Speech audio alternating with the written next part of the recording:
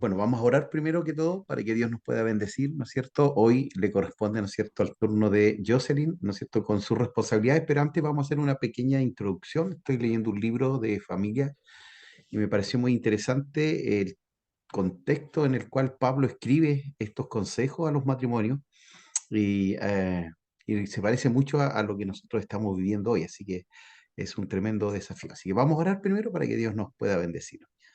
Amado Señor, Amén. te bendecimos en esta tarde, te damos gracias por tu amor, por tu fidelidad. Gracias por la vida de Germán, de Jocelyn, Señor amado.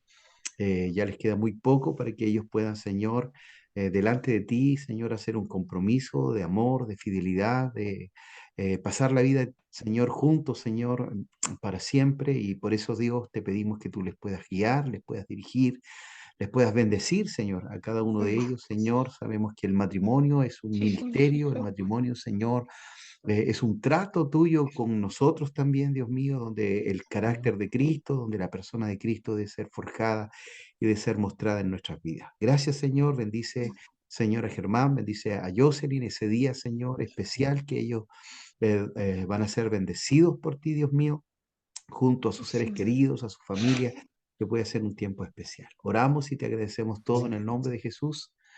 Amén.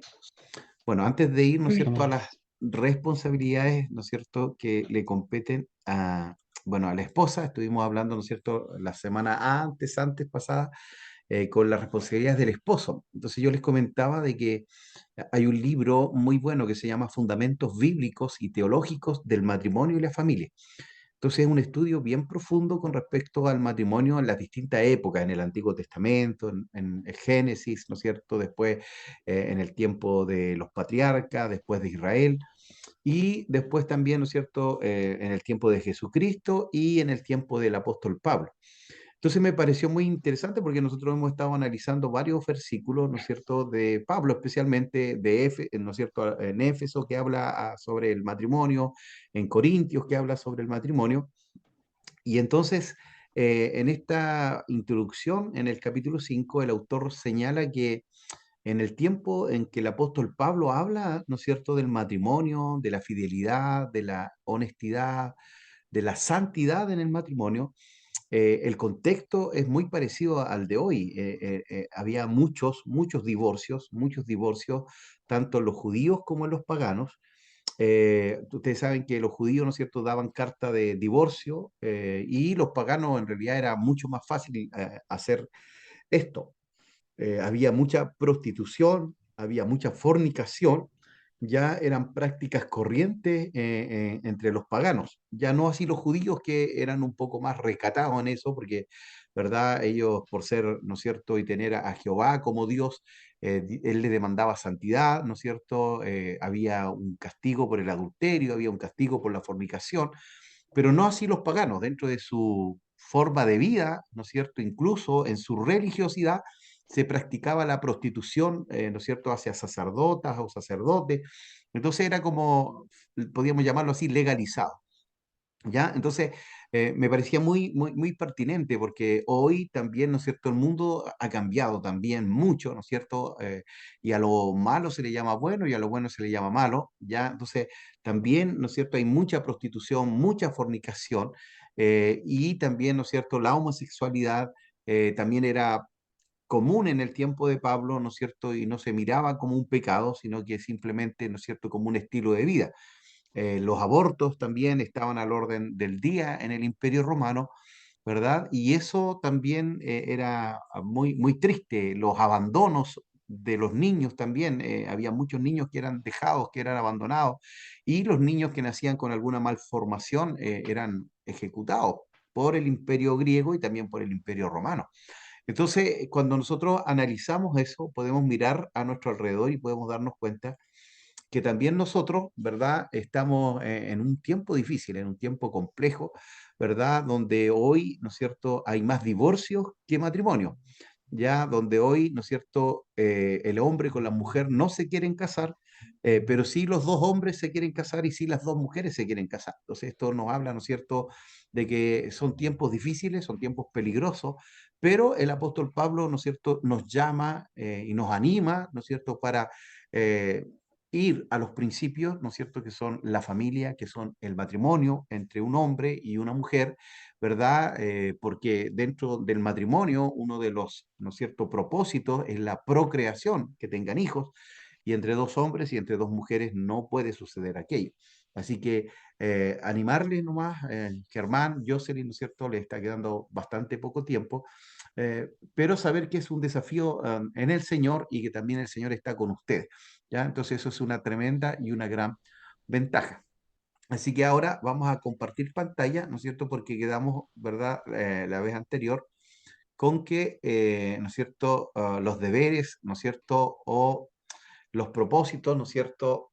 De el esposo. Y hoy día, ¿no es cierto? Ahora le corresponde a Jocelyn, pero antes de pasar a Jocelyn vamos a hacer un pequeño recuento, ¿no es cierto? Allí para que podamos, ¿no es cierto?, tener, bueno, proveer, proteger, amar, ¿no es cierto? Eran algunos de los propósitos que debía realizar el esposo, sustentarla, cuidarla.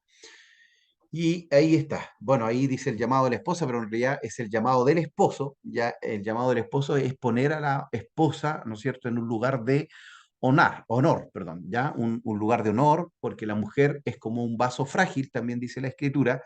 Eso también lo hemos dicho y lo hemos señalado varias veces.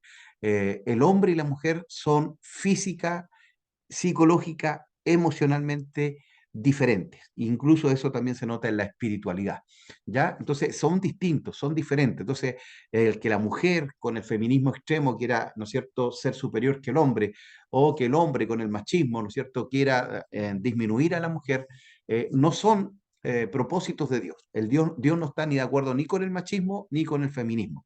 Dios hizo al hombre diferente, Dios hizo a la mujer diferente, y eso es lo hermoso de esto, ya eso es lo hermoso del matrimonio, ¿no es cierto? De que el hombre es totalmente diferente a la mujer y por eso se pueden complementar, ¿ya? Entonces el hombre tiene que tener un lugar de honor, ¿no es cierto?, para la esposa, ¿ya? Entonces eso tiene que ver con el romanticismo, ese tiene que ver, ¿no es cierto?, con no olvidar, ¿no es cierto?, el noviazgo, el pololeo, ¿no es cierto?, la amistad, que debe mantenerse siempre, ya hasta que la muerte nos separe, ¿no es cierto?, o cuando seamos viejitos y miremos a nuestro hijo, y si Dios nos concede tener nietos, también a nuestros nietos, ¿verdad? Y literalmente, ¿no es cierto?, un lugar de honor significa ponerla en un lugar más alto, ¿ya? Como darle honor, como darle honra, ¿verdad? Porque en realidad la mujer tiene también un sentido, ¿no es cierto?, para discernir las cosas que a veces nosotros como hombres no lo tenemos, y eso también nos va a ayudar mucho, Germán, en la vida, nos va a ayudar para tomar decisiones, nos va a ayudar también, ¿no es cierto?, eh, cuando hay algo que no está bien, la mujer es más sensible para darse cuenta cuando esas cosas a veces están a nuestro alrededor, cuando alguien nos quiere engañar, ¿no es cierto?, nos quiere estafar también, por ahí es importante, ¿ya? Ponerla en el lugar más alto, ponerla en un lugar privilegiado, y por eso esas palabras que hablamos, ¿no es cierto?, de respeto, de honra, ¿no es cierto?, de amistad, de compañerismo, considerarla muy valiosa, muy preciosa, ya, no porque ya sea nuestra, entre comillas, porque en realidad somos el uno con el otro, ¿no es cierto? Somos uno, ¿ya? Por eso dice, dejará padre y madre y se unirá a su esposa y serán una sola carne, ¿ya? Eso significa, ¿no es cierto?, que si yo amo a mi esposa, también me estoy amando a mí mismo, entonces al considerarla valiosa a ella, también me estoy considerando valioso yo mismo, ¿ya? Reconocer su influencia y también, ¿no es cierto?, debe considerar y honrar sus peticiones, ¿ya? Entonces, eso tiene que ver con comunicación, ¿ya? Pero ahora sí, vamos, ¿no es cierto?, al rol de la esposa, ¿ya?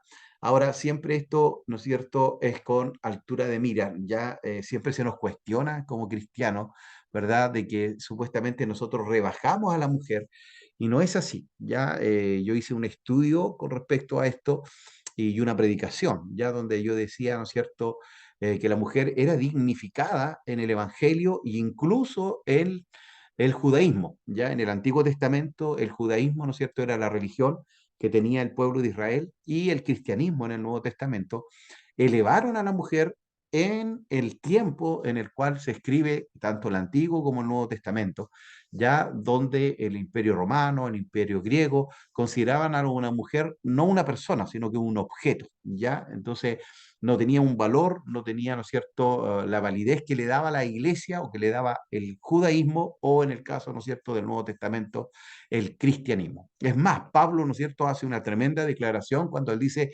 ya no hay judío ni griego, porque esas eran las grandes divisiones que habían sociales, judío ni griego, ¿verdad? No había, ¿verdad?, hombre ni mujer, esclavo ni libre, ¿no es cierto? Porque había un 70% de esclavitud en el Imperio Romano, y hombre ni mujer, que la mujer era considerada un objeto, incluso a veces tenía menos valor que un animal o que una casa o que una cosa material.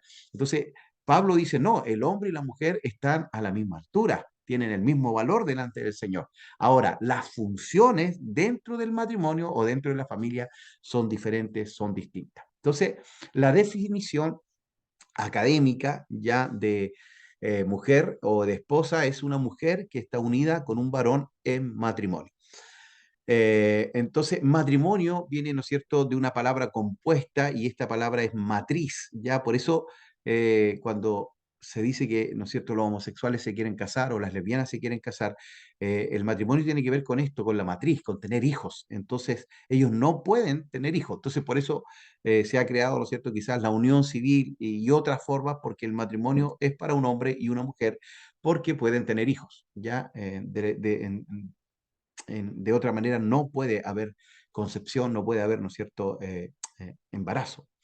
Entonces, la definición bíblica, ¿no es cierto?, le dice que es una compañera, que es una amiga, que es una ayuda idónea o insustituible, ¿ya? Entonces, esto también es muy importante. Hasta que la muerte les separe, ¿ya? No puede haber otra cosa que pueda separarnos. Por eso es tan importante, ¿no es cierto?, el noviazgo, por eso es tan importante las charlas matrimoniales, para que también, ¿no es cierto?, no cometamos errores que nos pueden costar muy caro después cuando estamos en el matrimonio, ¿ya? Entonces, es una compañera, es una amiga, es una ayuda idónea y es insustituible. Entonces, ahí también, ¿no es cierto?, lo vimos con el cordón umbilical, ¿no es cierto? Mi mamá no puede reemplazar a mi esposa.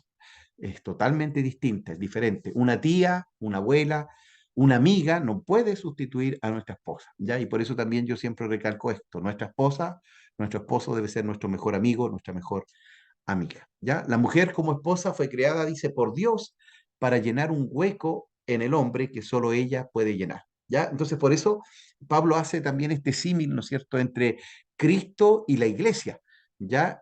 Con el matrimonio, ¿ya? Habla que el matrimonio es como, ¿no es cierto?, esta relación que tiene Cristo con la iglesia. En el hombre hay un vacío que solo Dios puede llenar, ¿verdad? Cuando hablo hombre, ¿no es cierto?, me refiero a la humanidad, hombre o mujer, tienen una necesidad de Dios y ese vacío solo lo puede llenar Dios, ¿no es cierto?, en el corazón. Pero también el hombre o el varón, ¿no es cierto?, el varón como tal, tiene un vacío también y el único o la única que puede llenar ese vacío es la esposa, ya es la esposa. Ahora, ¿cómo puede la mujer llenar este vacío o este hueco? Bueno, Efesios 5:22, ¿no es cierto?, nos dice el- una palabra importante, una sujeción voluntaria, ¿ya? Una sujeción voluntaria. Decíamos también anteriormente que la mujer se sujeta al hombre porque el hombre se sujeta a Cristo. ¿Ya? Entonces, esa es la relación. Ya veíamos el paragüita, ¿no es cierto?, donde estaba Dios, había un paragüita, ¿no es cierto?, que tomaba al esposo, había un paragüita después que tomaba a la esposa, pero si no estoy bajo la sujeción de Dios, lo cierto, probablemente voy a tener problemas para que mi esposa también tenga sujeción hacia mi vida, ¿ya?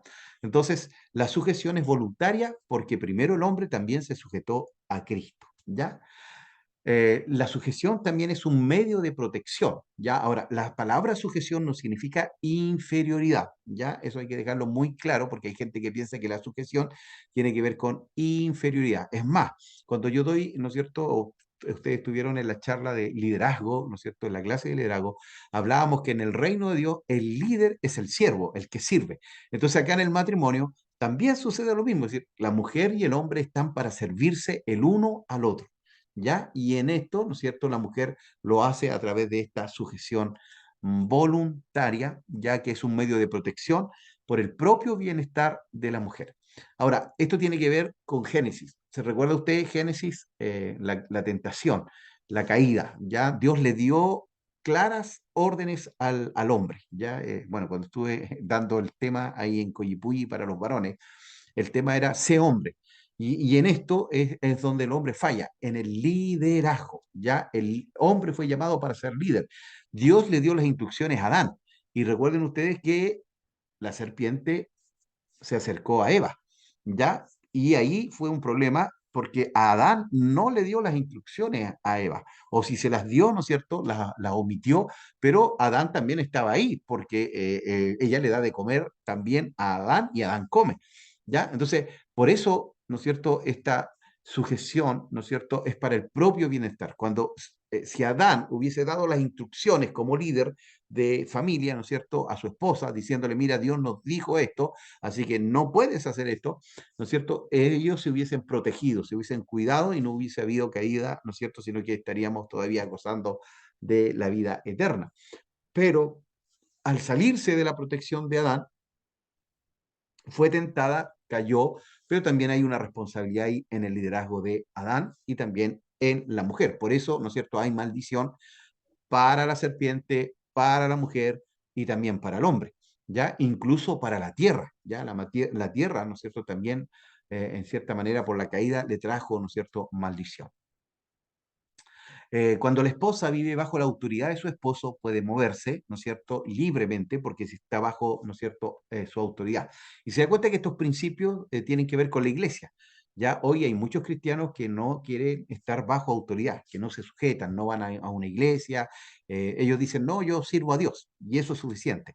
Pero la Biblia nos enseña que tenemos que estar bajo sujeción, bajo autoridad. ¿Ya? Y esto también va dentro del matrimonio, ¿ya? Debemos estar bajo autoridad. La mujer bajo la autoridad del esposo, el esposo bajo la autoridad de Dios, ¿ya? Y eso va a hacer, ¿no es cierto?, que fluya claramente, ¿no es cierto?, una relación hermosa en el Señor. Con gran libertad dice las cuestiones espirituales y protegida de muchas artimañas o engaños del enemigo, la ejecución es una demostración de sabiduría, ¿ya? Entonces, cuando la esposa vive bajo la autoridad de su esposo, puede moverse con gran libertad de las cuestiones espirituales. Y bueno, eso lo vemos mucho en la iglesia. Hay un 70%, un 60% de mujeres por 40 o 30% de hombres, ¿ya? Y ahí estamos fallando los hombres en nuestro liderazgo, ¿ya? Nosotros somos los sacerdotes del hogar, ¿ya? Entonces también es un tirón de oreja para el hombre, pero también, ¿no es cierto?, para que la mujer sepa que puede moverse libremente en lo espiritual y por malas interpretaciones de la escritura, ¿no es cierto?, hay todavía iglesias donde la mujer no puede predicar, donde la mujer no puede liderar, donde la mujer no puede subir al púlpito, sino que tiene que estar abajo del púlpito, no arriba, ¿ya? Pero eso es una falta de interpretación de la escritura, nada más. Pero Pablo lo deja claramente, ya no hay varón ni hembra, ya no hay hombre ni mujer, son uno en Cristo y están en la misma autoridad o en el mismo nivel delante del Señor. Siendo una mujer de belleza interior que por consiguiente se refleje al exterior. ¿Ya? Eso también habla, ¿no es cierto?, del deber de la mujer, ¿no es cierto?, que hay una belleza interior porque nuestro cuerpo se va desgastando. Ya hoy Germán, ¿no es cierto?, y Jocelyn son jóvenes, pero va a llegar el momento, ¿no es cierto?, que van a pasar los años, van a comenzar a llegar las arrugas, las canas, ¿verdad? Pero la belleza interior siempre va a mantenerse. Y eso es lo que hace que esas familias o esos matrimonios se mantengan unidos, ¿no es cierto? Cuando ya, ¿no es cierto?, vino la menopausia, la andropausia, ¿no es cierto? Pero aún así el amor sigue estando allí, porque ya no depende del sexo, sino que de esa belleza interior que tenían, ¿no es cierto?, cuando recién se casaron o se comprometieron, ¿ya? Entonces esta belleza interior, ¿verdad?, que se refleja también hacia el exterior y también, ¿no es cierto?, otro deber de la esposa para llenar este hueco que tiene el hombre es siéndole fiel, ¿ya? Hablábamos, ¿no es cierto?, que el hombre tiene que amar a la esposa y la esposa debe respetar a su esposo, ¿ya? Bueno, también la esposa, ¿no es cierto?, debe ser responsable y no descuidar sus funciones, primeramente de esposa y también, ¿no es cierto?, como madre, ¿ya? Entonces ahí también, ¿no es cierto?, hay una tremenda responsabilidad de la mujer, ¿no es cierto?, en sus funciones. El hombre, decíamos, puede quedarse en la casa porque quizás la mujer gana más plata, pero ¿quién es el que tiene que proveer? el hombre. ¿Ya? No sé si se dan cuenta. Y acá, ¿quién es la responsable, ¿no es cierto?, de la labor, ¿no es cierto?, de los niños, es la mujer. Entonces ella tiene que ver, si no va a poder estar, cómo lo vamos a hacer, ¿no es cierto?, para poder cumplir con ese deber. Siendo administradora, ¿no es cierto?, también responsable, aunque el esposo es el proveedor, ¿ya? Es decir, también, bueno, la norma general es que, ¿no es cierto?, nosotros los hombres somos más desordenados con el dinero y las mujeres son más buenas para administrar, pero también hay excepciones, a veces la mujer, ¿no es cierto?, es más buena para gastar que el hombre, entonces ahí ustedes tienen que ver quién es el mejor administrador, ¿verdad? Y porque, bueno, ustedes saben que lo mejor es vivir una vida sin deudas, ¿ya? Entonces, por eso es importante que lleven una buena administración de los recursos que ustedes reciben, ¿verdad? Y cuánto van a gastar, cuánto van a ahorrar, ¿ya? Todo eso, ¿no es cierto? Es importante también que ustedes lo conversen y lo vayan dialogando. Dice allí, ¿no es cierto?, que también debe ser una mujer previsora, ¿no es cierto?, prever para el mañana. Imagínense lo que nos pasó con la pandemia, de un día para otro todo se cerró, ya no pudimos salir a ningún lado. Entonces, a veces uno pierde el trabajo, ¿verdad? A veces se echa a perder la economía. Entonces, todo eso hay que preverlo, ¿no es cierto? Y ser buenos administradores, ¿verdad? O diáconos ya de la economía, economos, ¿verdad? Dios nos envía y nos da, ¿no es cierto?, sabiduría para poder ordenar los recursos, ¿verdad?, que podemos tener. Siendo una mujer de buena conducta, de prudencia, de discreción, también eso habla y le da respeto, ¿no es cierto?, a su esposo, a su marido. Entonces eso tenía que ver con esto de obedecer, de respetar a su marido, ¿ya? Siendo sabia en sus palabras, en sus acciones, de tal modo que sea ejemplo para los demás, lo que le da éxito a su esposo, al lado de todo gran hombre, hay una gran mujer, ¿ya? Entonces ese dicho, ¿no es cierto?, tiene que ver con eso.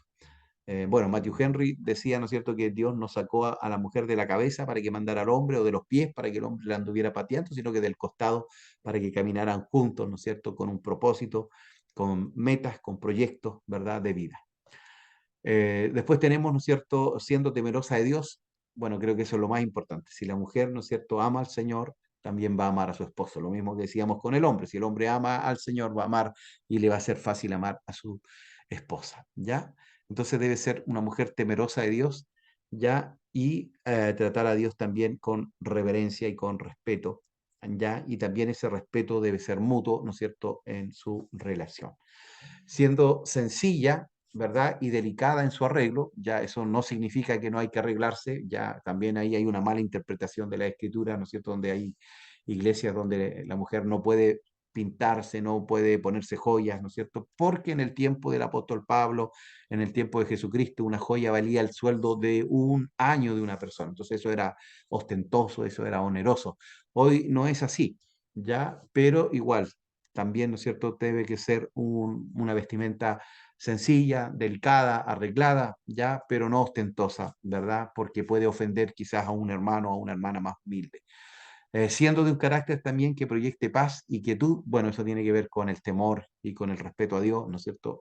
Eso también se va a traspasar y se va a mostrar también, ¿verdad?, hacia nuestro alrededor.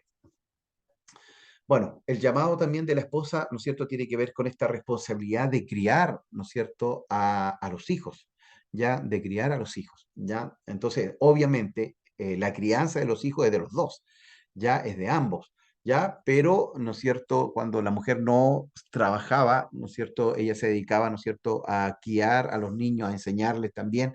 Entonces, esto es muy importante, chicos, porque en realidad es en nuestra familia donde se muestran los valores, los principios, el temor, la reverencia al Señor. ¿Ya? Entonces, hoy, ¿no es cierto? Todos reclaman con los colegios, con los profesores, pero los hijos o los niños llegan al colegio ya con una formación.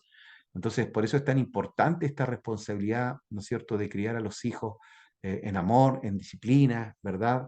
No hacer división entre nuestro hijo, no exasperar o provocar a ira a nuestro hijo, no hacer diferencia en nuestro hijo, ¿ya? Porque a veces los papás dicen, no, si yo no hago diferencia, pero al final uno se da cuenta y mira que sí, pues hay mucha diferencia entre uno y el otro y eso trae daño. ¿Ya? ¿Se acuerdan ustedes de la historia de Jacob, ¿no es cierto? Con José, ahí José, ¿no es cierto? La túnica de colores, los hermanos tenían envidia, y al final, ¿no es cierto? Esto provocó que los hermanos incluso querían matarlo, y bueno, por ahí uno intercedió y lo vendieron. Entonces, hacer acepción o mostrar que uno quiere más a un hijo que a otro, eso daña el corazón de los niños también, ¿verdad? Y por eso hay que tener mucho, mucho cuidado, ¿ya?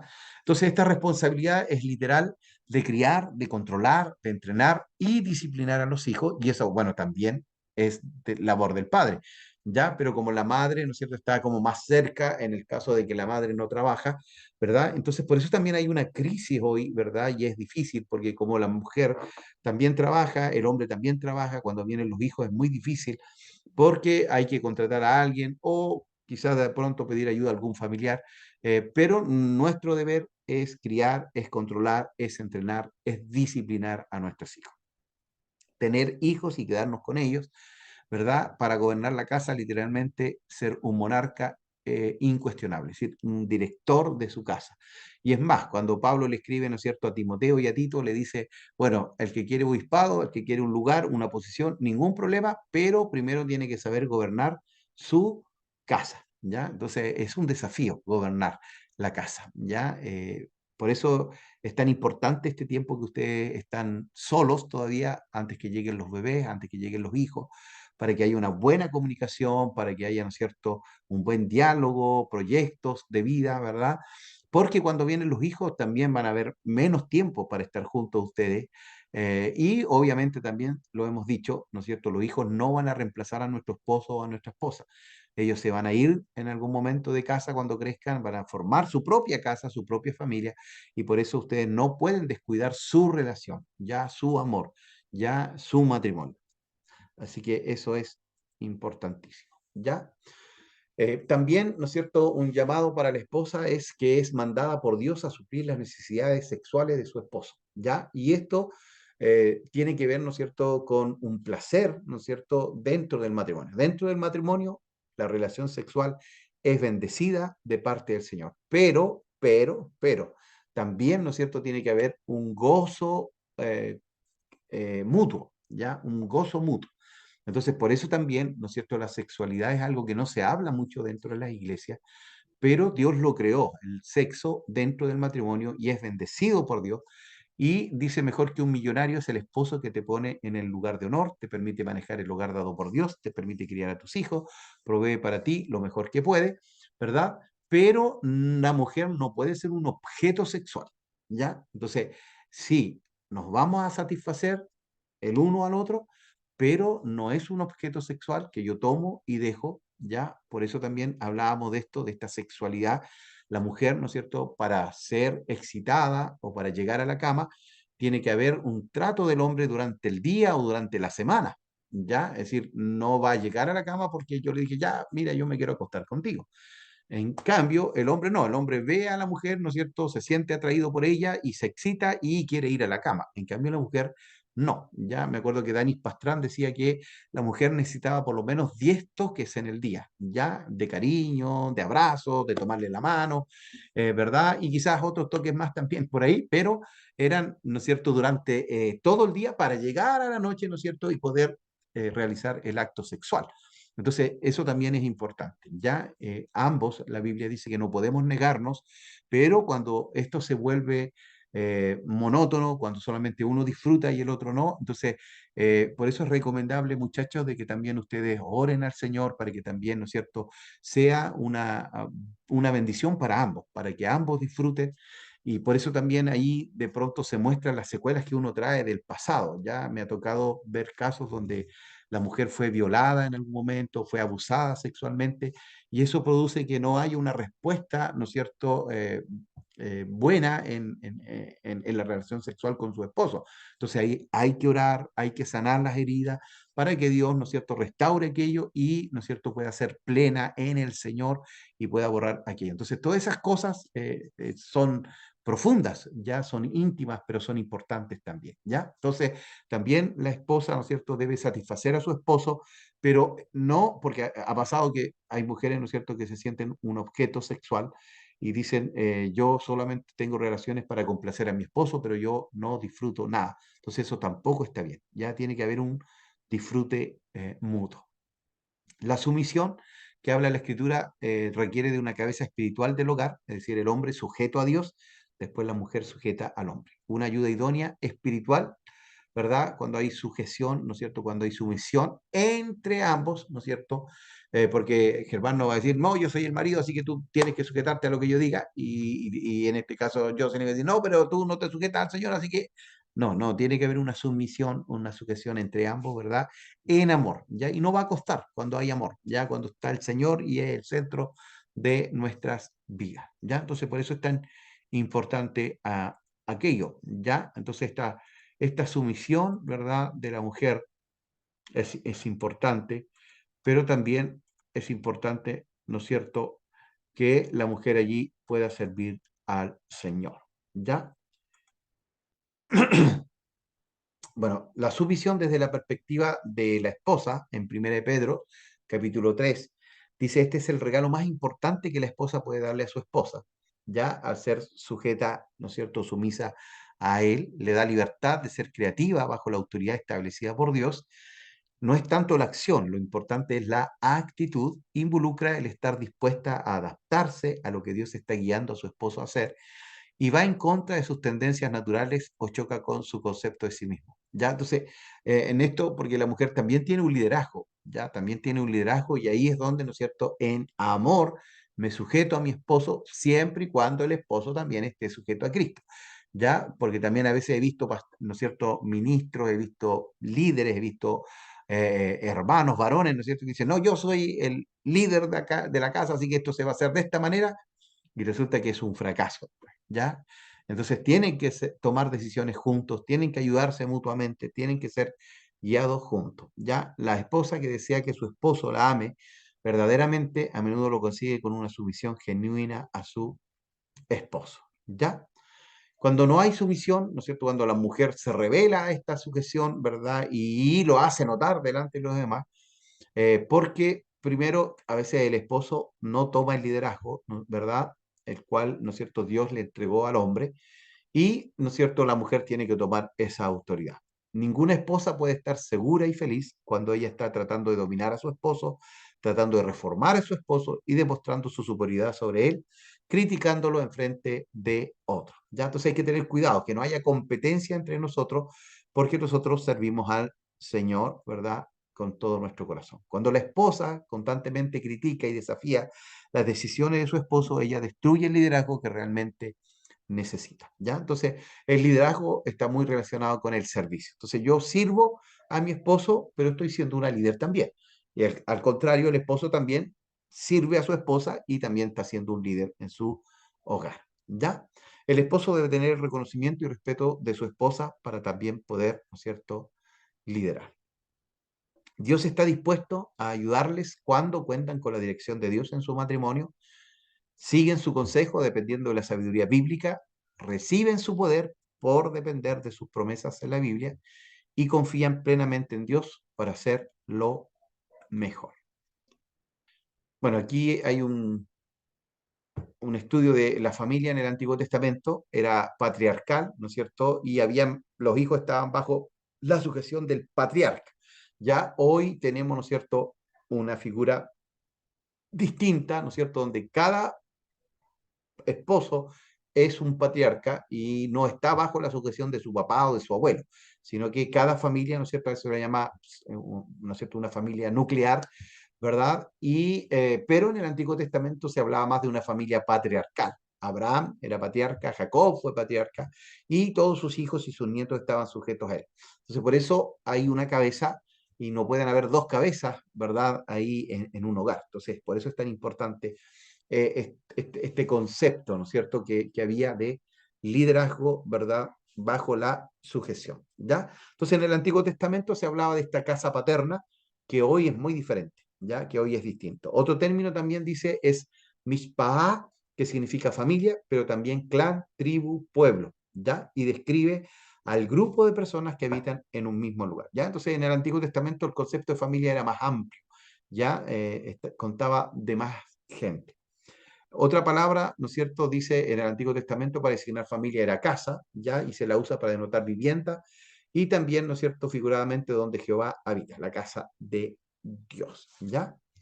Y por último, bueno, la familia ahí en el Nuevo Testamento, pero eso no lo alcanzamos a ver. Estimados, dudas, consultas que quisieran, algún comentario que quisieran realizar, estamos ahí atentos.